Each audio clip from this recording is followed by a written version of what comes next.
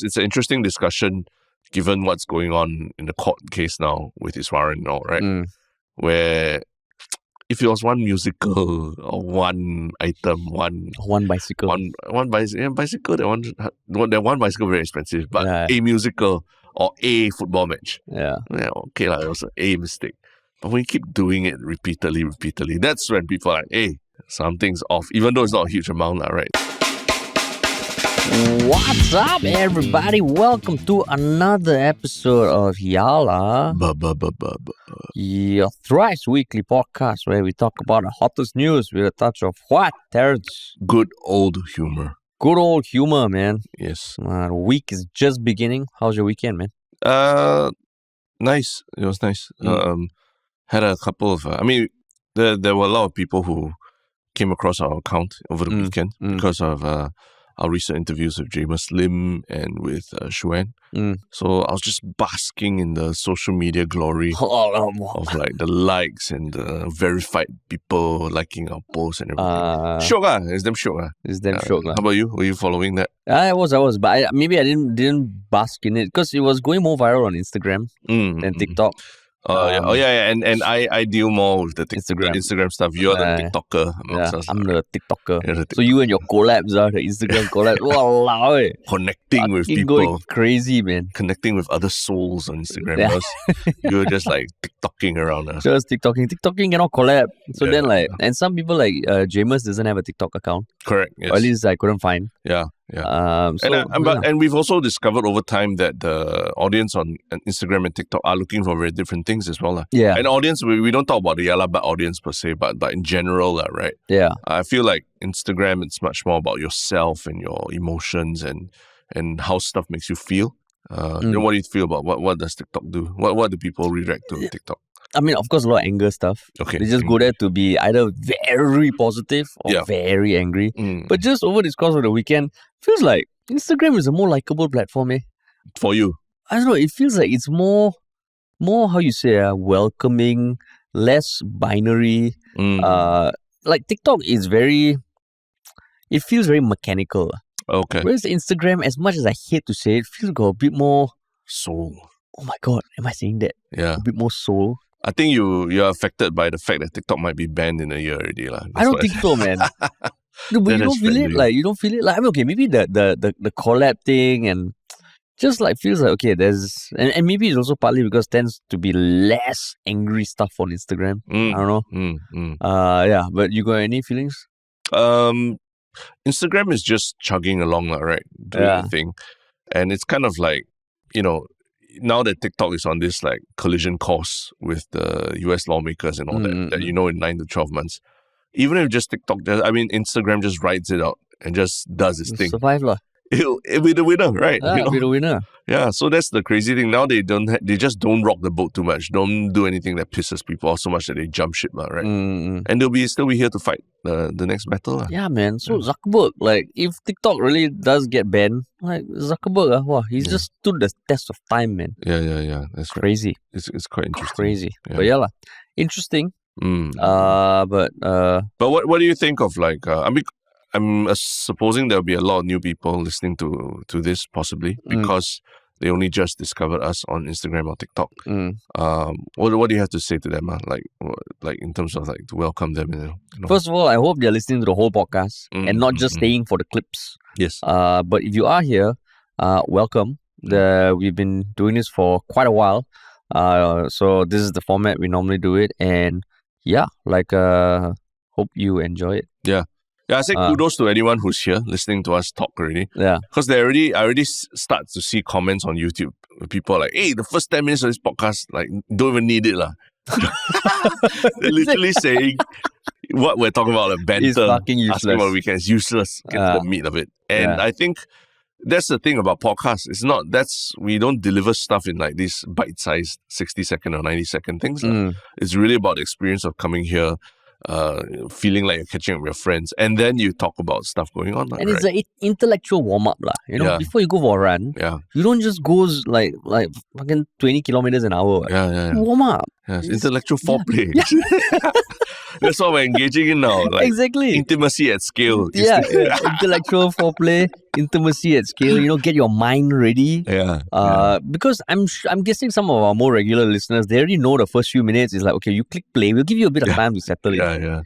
Like if I listen to the BBC podcast every day, the moment start, fucking 0 to 100 already, But for us, no, we let you warm up, man. Get you a little ready, a little ready. Yeah, because this is not just a record of like what happens. It's a record of what's it like living in Singapore. We talk about the weather. We talk about stuff going on. We talk about accidents. Literally talk about accidents on the road and stuff like that, right? Yeah. So that's the part of the beauty of podcast. So if you're here and you're experiencing this for the first time and it's so jarring to you that people can spend 10 minutes talking about it, it is what it is. Sorry, man. You might want to check out some other podcasts or something where they jump straight to the meat, or they give you like 10 minutes of it, of all the best bits up front, right? We don't do that. No. We give you maybe 20 seconds and then a warm up and then we dive straight into it. Correct. So now coming to the end of the stretching already, the warm up. So before we get ready for the run, what's the last thing we need to do? So if you're new here, please try your best to, try following, subscribing, and give it a few podcasts, if anything, if you want to get to know us better. I think there's a big community of people who have done what you are doing now, who have trodden this path before, and they're still here, years later. 519 So it's 520 this one. 19, this 519, I believe. Oh, 500. I believe, yeah. Okay. Yeah. So, and also if you hear us and you are wondering what the hell do these people look like, just come over to YouTube, man. Yeah. Come over to YouTube, subscribe. Same goes with all the social media. And if you want to work with us, you can reach us at ministryoffunny.com, our website. You can put in a little note. We will get it and we will reply as soon as we can. Yeah. Cool, man. Cool. Oh, this is 520. Oh, 520. Okay. 520.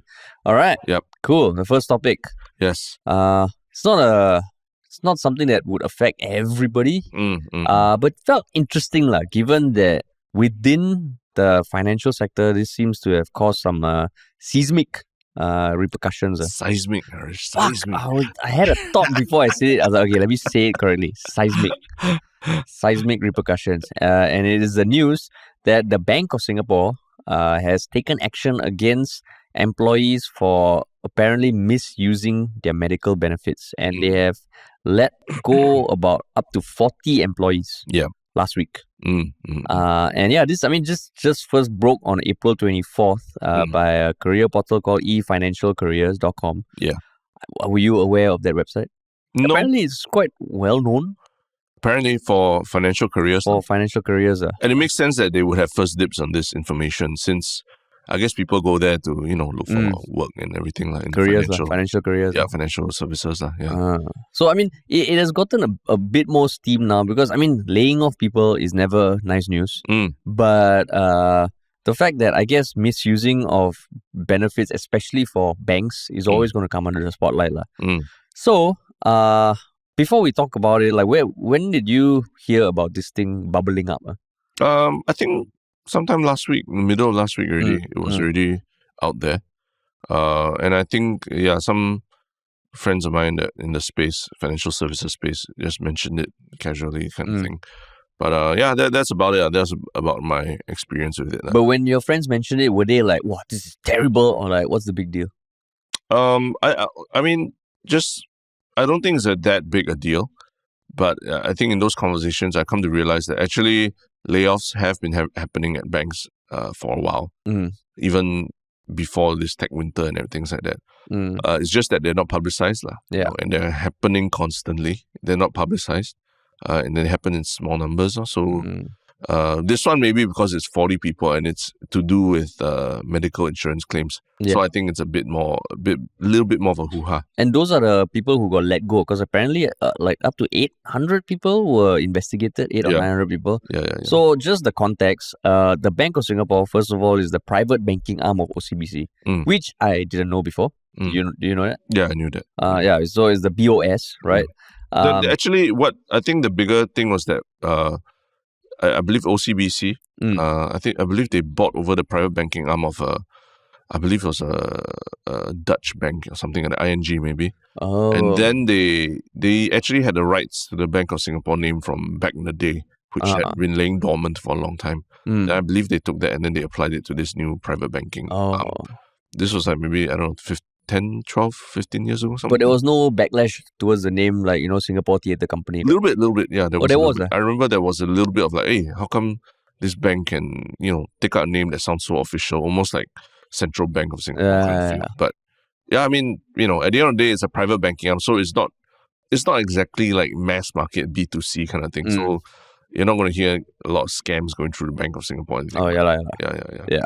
So basically, what happened, right? The details of the case. Apparently, in 2023, there were a bunch of employees who claimed a bunch of things for stuff that apparently was not claimable.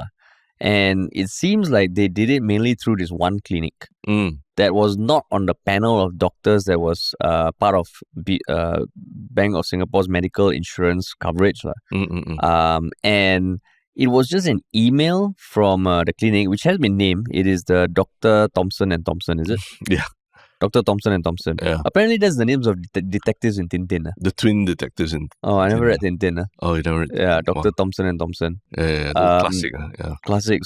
So there was an email from them that talked about them not going to be reimbursing any more claims from the employees of BOS, and that kicked off the investigation, apparently. So the thing is, what I understand, there was this clinic that's not on a panel of doctors, which means that you still have to pay up front and then you claim. Yeah. Right? If it's on a panel of your company's medical insurance, you go there and it just auto pays it, right? Yeah. So this one, and BOS also has this policy that for claims below $200, you don't need to produce like a receipt or something. Yeah. Right. Yeah. So there were a bunch of people who were claiming for stuff like bird's nest. Sorry, not. I don't know whether I need to have a receipt, but it doesn't need to be itemized. Or doesn't need to be itemized. Yeah. So maybe you still need a receipt. You just don't need to list out exactly what you got. That means like of the $200, $10 for this. It can just be, I don't know, consultation fees, $199, right? Okay, cool. So what seems to be the case, because even looking on Reddit, this clinic apparently has a retail store where people just go in. I know one Redditor called it like the mama shop of clinics. Yeah. So seems like people have just been going there, getting stuff and claiming it and getting reimbursed. And I think for BOS stuff, they can claim up to $10,500 worth for dental and medicine. Yeah. Which is quite a big amount. I don't know whether that's per year or not. Per year, yeah. Oh, it's per year. Yeah. Fuck. So the 40 people who let go, maybe they were really claiming to the max. Yeah. But the fact is, the claims were going through and they were getting the money back. Yeah, that's right. And apparently, some of the staff who were let go, they said they had reimbursed. They paid back whatever claims they got. They got their bonuses last year cancelled. Yeah. And any promotions also cancelled. And then now still cannot let go. So, at the crux of it, what are your thoughts, Terence? Given that you also have experience in the finance industry. Yeah. So I think it goes to that discussion that we're having before this. Like, what is the yalla butt in this whole topic, right? And I think the big thing to me is what you just mentioned about the employees, that they've already reimbursed whatever the insurance claims and everything.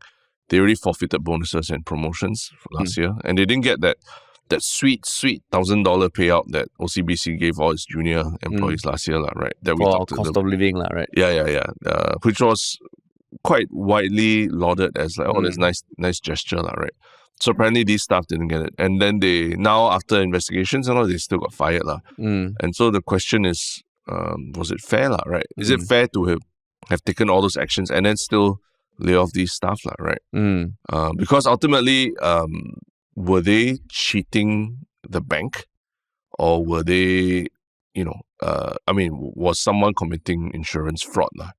That's the bigger question, right? Was it? If you're an employee and you don't know better, and you just know that you can claim certain things, and you go to a place and you make some claims, and it turns out that place actually is not approved, or the stuff that they sell you actually cannot be claimed properly, does it mean that you've committed, a sin against the bank, or is it the clinic that has committed the insurance fraud, so to speak? Or just a loophole, right? Yeah. Something that was missed out in the policy. Yeah.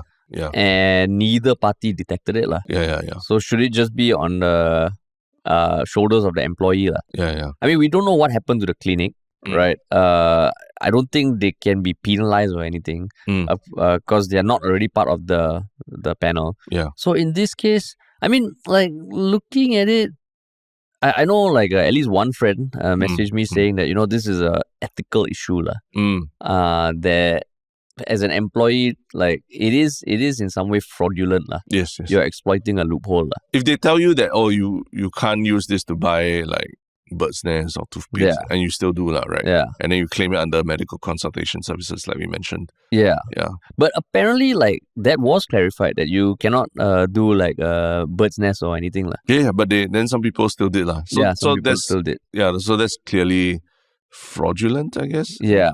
So I mean, this one, okay, so looking at even my own experience, I mean, the first company I worked at, the claim policies were not the best. But I do recall certain friends who maybe when they are traveling, or if I'm abroad and all, and they get like the meal allowance, right? They will include like the meal of a friend or something. Oh. Yeah. So that one, I guess that is also fraudulent to a certain extent. Okay. I don't know. So these kind of things, on one hand, I'm like, okay, I don't think this is only a OCBC or BOS thing. But it seems like Bank of Singapore took the hardest stance. And I feel like, I wouldn't say blanket, like everyone is guilty of fraud. But probably some of them are, in the cases like what you said, like they knowingly know that these things are not claimable. Yeah. And then they couch it in just consultation fees or medicine. Yeah, they have to find a clinic that is comfortable helping them to do that, right? Yeah. And it seems like there is that particular clinic in the CBD area that does that. Yeah. So it kind of incriminates everyone who goes to that clinic, right?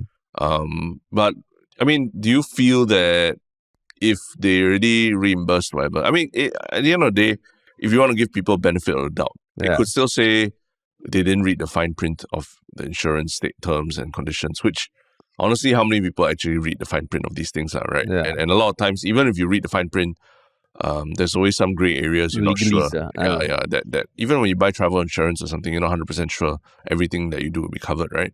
So let's say it's a very innocent mistake, right? And someone buys something and then, they say you can claim it. Then, I'll just take it back and claim it. Then they discovered there's this error. And then they proceed to pay the bank back, and they proceed to, okay, I'm not going to get bonus because I fucked this up. Do you think it's fair that they still got fired? Even if, like, assuming that their intention was entirely, like, genuine. Intention meaning They made a genuine mistake. It was a mistake. Yeah, it wasn't like they weren't trying to defraud the bank. It was just a one-off thing. Yeah, I think if that's the case, then getting fired is harsh. But I assume, based on the article, they said hundreds were investigated, 40 got let go. Yeah. So I'm assuming the 40 were really like, okay, let's find a way to maximize all 10.5K's worth. And if that's the case, then I think the company has a right to take a stance. And I don't think it's... the only thing that I don't think is that harsh to let them go on grounds of ethics. But then if you make them pay back, you do the bonus takeaway, then you fire. It felt like that's a bit... It's a bit... I mean... Yeah, I think even if you fire, you would probably want to claw back and you won't get the bonus. So regardless of order, I don't think that's that harsh. Yeah. I think it's fair. It's fair because ultimately there was investigations and everything that seemed to have taken a while. And like what you said, because they had such a loophole of like the $200 limit, right, where you didn't have to itemize items. You do it once, I think maybe possibly you can close one eye. But if you keep doing it multiple times, then you know that there's something afoot, right? Yeah. It states that there's an intention to continually use a loophole. Yeah. And if they investigate properly, they should be able to dig up all the number of times you visited this particular one clinic and did that, right? Yeah.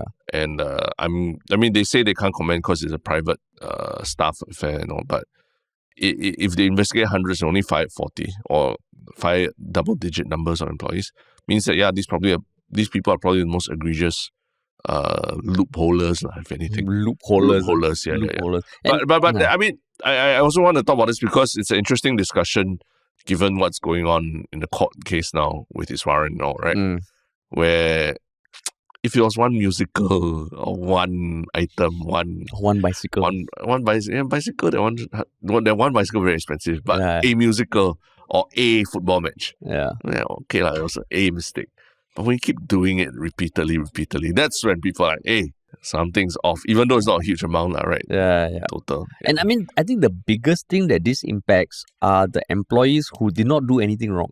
Because, the one criticism that is applicable across so many things in life, even down to government policies, right, is like sometimes policies can be very overbearing. Yeah. And there's almost a lack of trust, right? Yeah. And everybody wants to be left alone, to have the powers that be, to trust them to manage their own things. Yeah. In this case, like for BOS to say below 200, you don't need to itemize. There's a certain element of trust they're putting in their employees, right? And the people who fuck it up, I can imagine after this, suddenly they say, okay, now anything only below $50, no need to itemize. So all the people who've been following and all, they lose out. Yeah. And I think that is why, like, the more we talk about it, it feels like, letting them go, it is a good stance to take as a company. Yeah.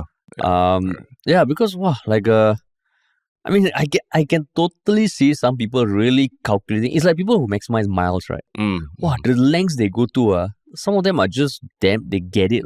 Yeah. And I can imagine the same thing happening for this. Yeah. And I think some people online were stating also that $200 as a upper limit, it's very generous.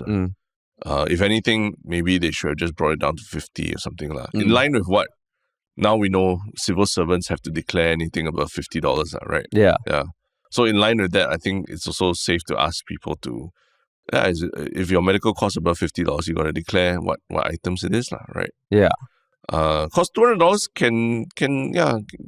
you can get a lot for $200, like just in terms of like bird's nest or just general stuff around the house and all. Yeah. Even like some medications, okay, antibiotics, no. But even if like paracetamol and all, right? So some people are only saying paracetamol's cheap. Yeah. But if you get like 10 packets, right, for free. Yeah. Everybody has a stash of Panadol at home, right? Yeah. So it just felt like, this one is spoiling market to the max, man. Spoiling market, yeah. Spoiling market. Ruining it for everyone else. Yeah. Yeah. But then you do get certain quotes in articles saying that I think there was one person who said that, he already paid back, he forfeited his bonus, but now he's been let go, which is going to affect his work, career options going forward. What do you think of something like that?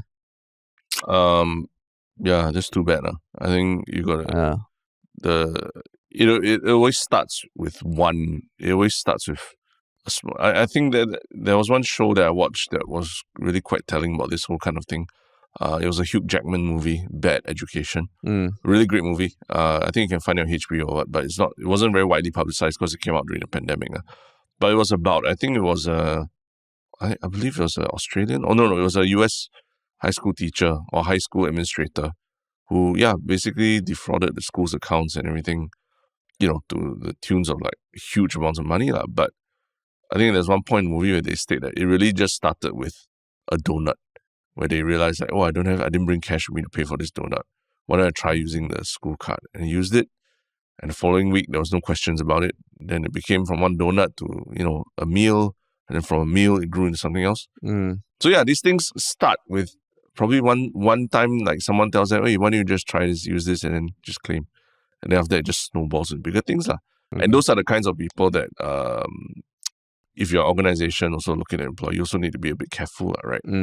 Because especially like a bank or something where governance, corporate governance is super important, right? And you're dealing with customers' money and all. You can't deal with any kind of misuse of financial financial benefits. Yeah. So I mean, if you swap out certain words in your lush spiel, it's the perfect anti-vape ad. Anti-vape. Yeah, because you say it all starts with a donut, right? It all starts with one vape. And then soon you become a heroin addict. Yeah. So I mean, slippery slope. Slippery slope, yeah. So I mean, in this case, I also saw some comments saying, if one person does it, it's cheating. If 100 people do it, it's a systems problem. Do you agree with that? But it doesn't mean that the people who did it should be absolved of blame or anything at all, right? Just because there's a loophole and it exists doesn't mean that all the people who did it should be spared of any consequences, right? Yeah. It's like, I mean, how there were Nazi soldiers, right, who were charged for war crimes, in spite of a lot of them just saying that I was just following orders, right, from the government all to do what I did. But you still charge these individuals for war crimes. Right? I mean, if you just think about an example, when you see all those protests, right, and they break down the store, right, and people go in and take, I would consider those people as like theft, right? And if you take it even to the extreme, someone is getting beaten up by a bunch of people, you go in there and throw one punch. Right. It's still it doesn't change it. It's not a system problem. It's not there's no security guards around this person. So okay, that person's problem. If 100 people are beating up this person, it's fine. If it's one person, then it's a fight. So that kind of argument also, you're like, So it just, that's why I'm curious how this is taken or being seen in the finance industry. Because just looking at comments online, of course, taken with a pinch of salt, because comments will always be comments. These kind of things, like they are not like, I would imagine every corporate that has generous insurance policies would be subject to this kind of abuse. So I don't know how employees or people who have benefited from that see this. Is it, too bad they got caught. They never space it out enough, Maybe, Right. Because I can totally see some people saying, I'm working in this company, they are providing this thing, and not say rules are meant to be broken, but if you're not doing anything wrong, if you're not harming anyone, bank got so much money, what's the problem? It gets quite ugly. I think, my experience working in the US and all, the relationship between insurers, the medical industry and the companies and all, it's just reached this kind of ridiculous point where there's a lot of I would say there's quite a lot of abuse of the system, even by the medical community as well, in terms of pushing you to take up treatments or signing up for packages and things that you wouldn't normally associate with seeing a doctor, right? Being made to go and sign a package and things like that. But by that, it happened to me, package for doctors, to say you have some issue with your shoulder or back or something, then you go and see a chiropractor or something like that. It's a very hard sell. I remember going and it was very hard sell for me to sign up for a full package of chiropractic services, right?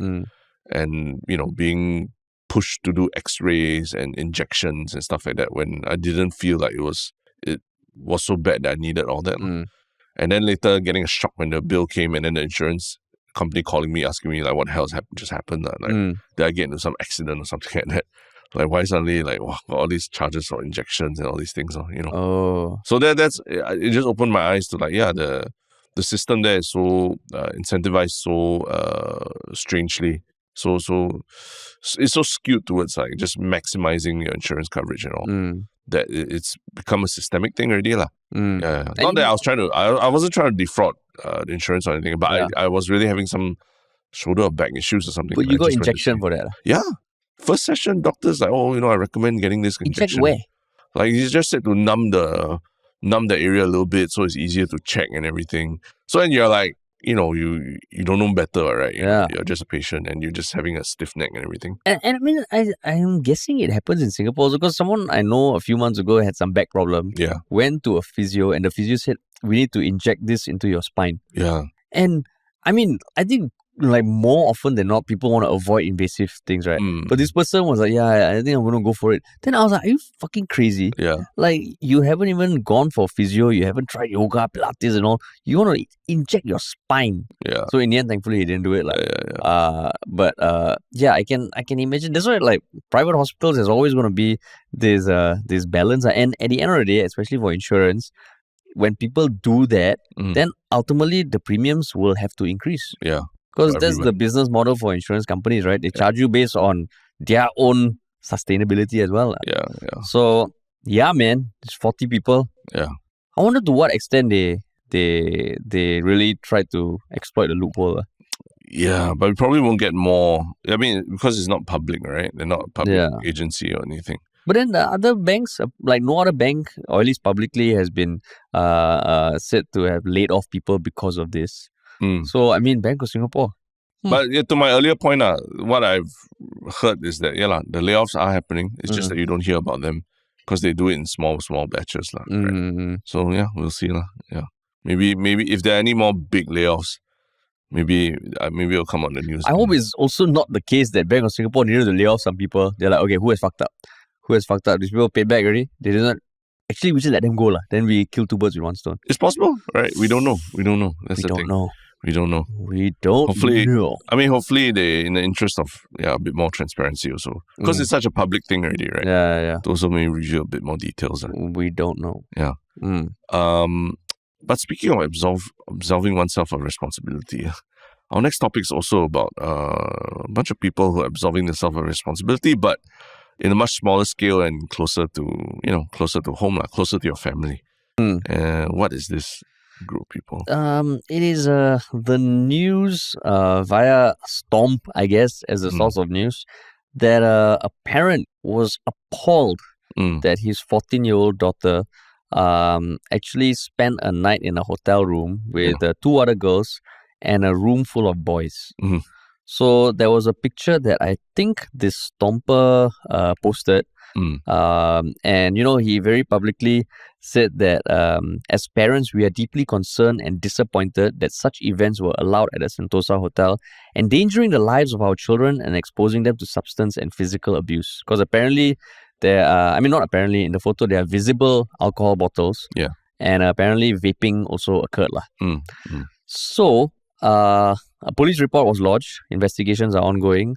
Basically, the parents' complaints is, if I were to sum up, is that how did the hotel allow this to happen? And the hotel said, just visibly also from the number of people in the room, that is not allowed. Yeah. So, why do you want to talk about this, Terence? Because there's a bit of a debate going on, a yalla butt kind of debate going on, where people online are saying that it's not the hotel's fault.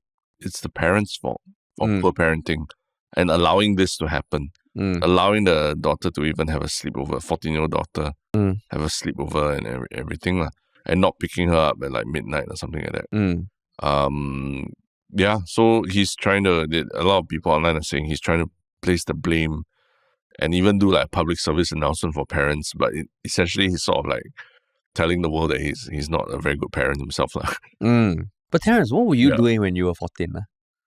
I wasn't in hotel rooms. I don't think I was drinking alcohol yet at that point. No. I wasn't. Yeah. Not so happening. I mean, I'm sure there were chalets and stuff like that, but because I was in a boys' school, it was just that bunch of boys staying in a chalet. Yeah, chalet, yeah. Talking about girls.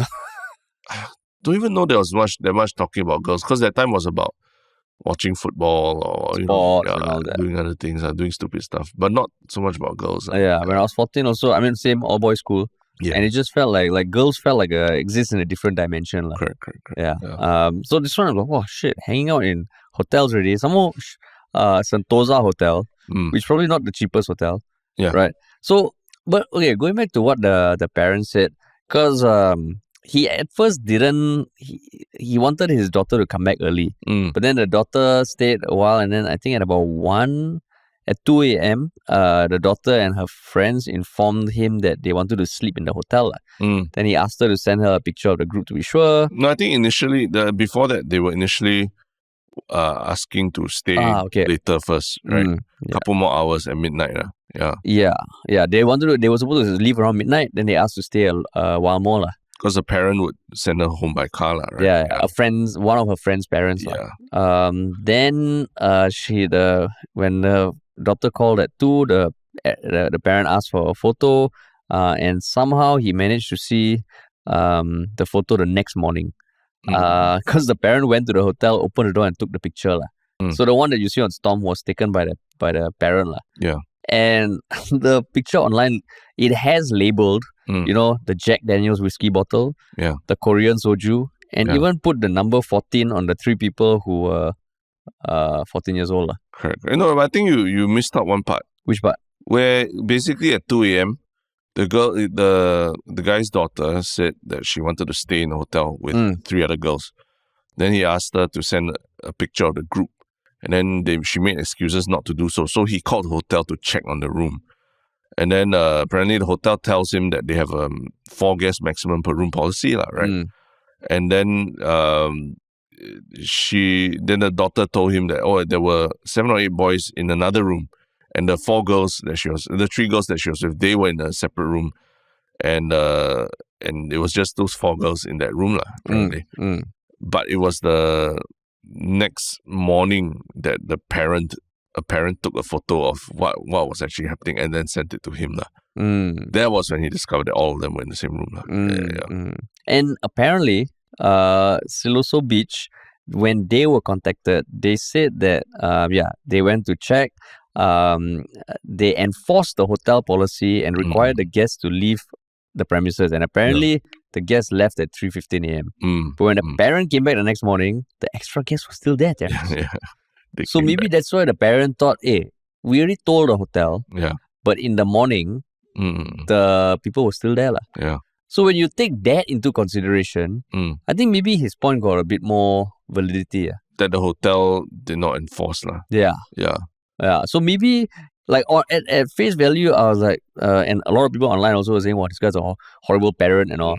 I also know that if you don't have kids, it's very difficult to just say how difficult bringing up kids are, right? So in this case, if they did tell the hotel, and the hotel said the guests left around 3:15 a.m., how come the guests were there, Terence? They snuck back in. Seems like they illegally snuck back in. They simply walked through the main hotel entrance, which wasn't locked. Yeah. When he asked his daughter, she said that he walked through the main hotel entrance. But I mean, he has. I guess there's something to complain about, right? That the hotel allowed so many people into the room, But there are a lot of things that jump out as a parent here, right? That his daughter lied to him, obviously, right? That there was alcohol and apparently vaping at this party that they were going to.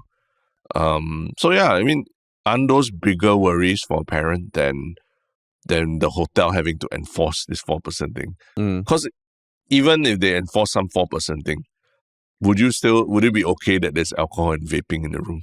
No, right? Still, it's not appropriate for teenager, right? So it doesn't matter the number of people in the room, right? The number of people in the room, of course, safety issues, whatever. But the bigger points of like lying about who she was there with or whether they were sharing a room and all that, plus the alcohol and vaping, those are bigger concerns that the hotel has no control over, right? But yeah, because they can't so there's one thing that I don't know. If a hotel staff sees a clearly visible minor consuming alcohol, are they at liberty to stop the person? I'm sure, yeah. Because if something happens on their premises... So in this case, they probably hid the bottles. Yeah. Right? So then the other question is, are they wrong to not have anyone at the reception where people can just walk in? That is dangerous, right? Security issue, yeah. Yeah, that is a security issue. Yeah. So I guess the hotel is not completely absolved. Yeah, not... Right? Yep. The parent kind of like shot himself in the foot by publicly making it seem like it's only the hotel's fault. Yeah. But I can also imagine as a parent, I mean, I'm guessing when you were 14 or 15, did you also like do this kind of thing where you told your parent one thing and then another thing, Yeah, I'm sure everybody has at some point in their lives, But yeah, I think the bigger thing is, this parent he seems to want to make it like a purely hotel. Yeah, public service announcement to parents that he's protecting their kids from like illegal things happening in the hotel. When actually most of the illegal stuff happening was actually planned by the group of friends that she was with. I mean, fuck lah. You go Indian destination wedding also, all the aunties will always gather in one room. Yeah. Don't know whatever aunties do in a room. Yeah. And it's definitely not 3 people. Yeah. Right? Even there might be multiple rooms, but all the aunties will gather, all the cousins will gather, all the uncles will gather. Yeah. So this one, it does feel like he's trying to push too much to the hotel. Yeah. And I don't know, maybe it's like a cognitive dissonance thing, like believing that your daughter is always innocent and wanting to blame everyone else. Because I think people are pointing out that that's the problem with a lot of parents these days, that it's not their kids' fault, it's everyone else's fault except their kids. Teachers, the system, the school, or things like that. And that's why and people link it to a lot of reasons that they don't like they feel that the younger generation feel very entitled to things. What do you think of all that? I mean, anecdotally, I can totally see that happening. Yeah. Even for adults, not just about parents and their kids, even for adults. Sometimes you meet like a grown-ass person in their 40s and they clearly did something fucked up, but somehow it's never their fault. And I hope I don't come across as that person to anyone. I hope, because I could see your face really thinking like, hey, Harish, those who live in glass houses shouldn't throw stones. But I think everybody knows that people and I don't know whether it's a culture thing now or whether like there are more ways to blame other people. But this one feels like, beyond a certain point. And somehow he posted it on Stomp. Yeah, that's right. So clearly not the most aware how this is going to come across. Yeah. But as a parent, for you, how you fight against the desire to just not see your kid as being guilty in any situation? I mean, I always go back to the anecdote that teacher friend was telling us about how, sometimes, being close to the students or the parents of the students, it gives you a lot of added stress and responsibility. In the sense like, being there for your students means if they need to contact you on WhatsApp or something to ask about homework or that, they are available, right, to be contacted over WhatsApp. But what if your group of students suddenly messages you at like midnight on Friday and they're taking a selfie and all their faces are flushed red and it's obvious that they've all been drinking alcohol. These are secondary school students or whatever. They've been drinking alcohol together in public or whatever. They send that to you as a teacher, right? If it's then would immediately you're like, oh, as a teacher, am I complicit in like allowing them, or should I be telling them not to do what they're doing, right? Yeah. And if a parent catches hold of this thing, oh, the teacher knew that my son was going out and getting drunk with all his friends on a Friday night and you didn't do anything, then you get blamed for it, right? So immediately, there is a double-edged sword, the idea of like the teachers and all being, accountable to the parents and always being present for students. Very tough job, and I just hearing the stories, I'm like, it makes me like, okay, I think we have to try to see also that the teachers also are operating within their limits also, right? And to try and foist all your expectations on them as a parent and all, it's tough, And I've seen it in even at like the really preschool level, where certain parents do. I feel that certain things that they expect out of the teachers is a bit much, much. I mean, considering that how much each teacher really has to handle. I'm not saying that I don't expect certain things of the school, that you absolve them of all kind of responsibility. But when it comes to morals, ethics, and stuff like that, I think a lot of that starts at home, right? Yeah, and it starts with like conversations with the kid, and it's very difficult conversations, and that's why, for me also over the years, I've come to realize like there is an appropriate age to discuss certain topics, and sometimes it's not that I disagree with what is being discussed. I agree, like say more sensitive issues like LGBT issues and things like that. But when do you bring it up to a child? That I think still requires a level of discretion, because if you force it upon a child, who's not ready to deal with these topics, or a parent and a child that are not ready to have a discussion, you're immediately making it their problem to solve already. without their consent, like, Yeah. So, I mean, aside from LGBT issues, I think we spoke about, like, even the MOE curriculum when they talked about Israel, Gaza, and things like that. And sort of like where primary and secondary school students were being made to discuss these topics, very sensitive topics in school, with or without parents' consent, I'm not very sure, right? My question is, like, is it age appropriate? Yeah. And so my views on that have become maybe a bit more conservative, where you don't just want to open the can of worms for the kid to go and figure it out themselves. There's a really an age where it's a bit more appropriate for them to deal with it. Yeah.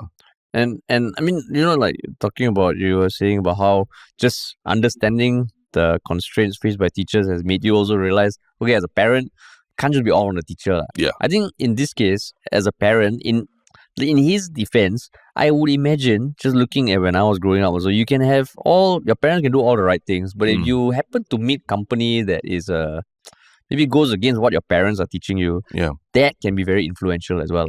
For all we know, he might be the best parent ever. Yeah. But however, his daughter kind of met this group, they also can influence. Yeah. And I mean, right now we don't know whether there was anything aside from vaping or alcohol that was doing. Maybe they were vaping and talking about politics, like the macroeconomic policies of Singapore and how it's affecting the future for our generation. We don't know. But still nothing innocent because it's all illegal. It's true. It's drinking all alcohol, there's underage all drinking. Vaping. All vaping, that's illegal. That is true. So it doesn't matter what they were talking about or how innocent the play was. They're just sitting there playing card games or whatever. It's still not the right thing, right? Yeah, still not the right thing. But bigger questions, like this group of friends, like, I mean, how do you even get access to that alcohol also, right? Yeah, I'm quite surprised. I mean, not say surprised, but even when I was like 17 or 18 or something like that, it was always like, whoa, it's so hard to get access. Maybe take from the parents' stash at home. And then more, that is another issue. And it's quite funny because this photo that he posted, the Stomp, he actually labeled the alcohol that you can see in the photo, and he points out the top right corner, there's Korean soju, soju Korean. And then bottom right, Jack Daniel's whiskey. Yeah. It's like a crime scene like that, the way he labeled it. Terence, just FYI, I said that exact thing 10 minutes ago. Oh, sorry. Yeah. I was not listening. You were clearly not listening. Yeah. I also pointed out that there are numbers 14 on the people who are age 14. Oh, that one, I remember you saying it. But the whiskey, because I think you just made the point about alcohol. Oh, why they're just talking about politics? By just saying that, it's already crimes were committed already. Already crimes. Scene, See, this is like a juvenile version of the fraud of the bank. Right? There was a loophole. Yeah. And they found a way to exploit it. Yeah. But it's so many things went wrong. I mean, obviously illegal activities, but the loophole was the parent allowing the daughter to negotiate, staying over. And the other loophole is the hotel allowing so many people to come together, right? So don't know. This one is hard to say. Less clear cut. Systemic, as in, there's just so many things that went wrong here, right? Yeah. But now the police are involved, so not pleasant experience. Oh man. Yeah. Cool. But everyone doing naughty things these days. But just talking about more wholesome good things. What is your one Shiok comment? I mean, I don't know whether this is wholesome or not, but on Yalabat 518, where we talked about Shanmugam, his rebuttal to the Economist article, and Singaporean workers threatening to quit if forced to return to office. There was a comment from on Reddit from Foxhound-19. I think not often a commenter, but they mentioned, I guess he mentioned that he couldn't remember which episode, but he recalls Harish sharing about peeing into dry ice. Guess what? Today my Red Mart order came with a pack of dry ice, and I did the deed for the first time. It was heavenly. Yeah. So I just want to clarify. Because Foxhound19 goes on to reply to another reply saying that it felt like he was peeing into clouds where it disappears into the smokes. That was how it was described during the episode. Spot on. It sounds like, based on his first thing, right? I thought he just peed directly onto the dry ice. Okay. Which is totally not what I did. You throw the dry ice into the toilet bowl. So that already causes it. The smoke. So based on his second comment, disappears into the smokes, I assume that he did the right thing. But anyone who's thinking about peeing onto dry ice direct, no, that is not what I said. It is just peeing into the cloud of condensation that is caused by the dry ice. So yeah. So I just found it funny that like of all the things that we talk about, that stuck with him. Yeah. Maybe I want to do a demonstration on social media or something, how to do it properly. Maybe. No, but have you tried it before? It really looks like you're peeing into a cloud, man. I mean, I can imagine without doing great. it. Yeah. It's great. I love it. But yeah, that's my one Shiok comment. Cool. My one Shiok comment is from YouTube, where someone just it was a comment on our episode about the TikTok ban being real, right? So Marty GV, I guess it's GVANV. I don't even know how to pronounce that. But anyway, it says, filling my episodic comment for the one Shiok comment. I just want to say there's a lot of foul language on this episode. And they say foul as in FOWL, because we're talking about chickens and eggs. Right? Do note that it may offend other animals who are fans of the show. So that's the joke. So great episode. I love the balance of international news making changes on the serious level, leading to a loss of revenue for companies on TikTok. Paired with an old school handwritten message, a topic about old school handwritten message from a home-based business offering delivery riders. So yeah, it's cool. Someone found poetry in even the selection of topics that we had. One was about international digital app, TikTok. The other one was about a home-based business and the handwritten messages to riders. Yeah, wow, very, very poetic. Plus a joke to throw in, a dad joke, foul language. That's right. Cool. Cool. What about your one Shiok thing, man? You have yours? I just pull mine up. Yeah. So I think many episodes ago, I think I mentioned my one Shiok thing being this parkour exponent in Singapore. Yeah. Who goes by the handle Dinester. Yes. And I mean, he does some crazy ass shit in HDB estates, and he's damn athletic. So last week, he actually won second in the international parkour competition held in China. Yeah. And apparently, it brought 80,000 spectators to the competition. So it's not a small thing. And he got second, man. Yeah. So yeah, shout out to him.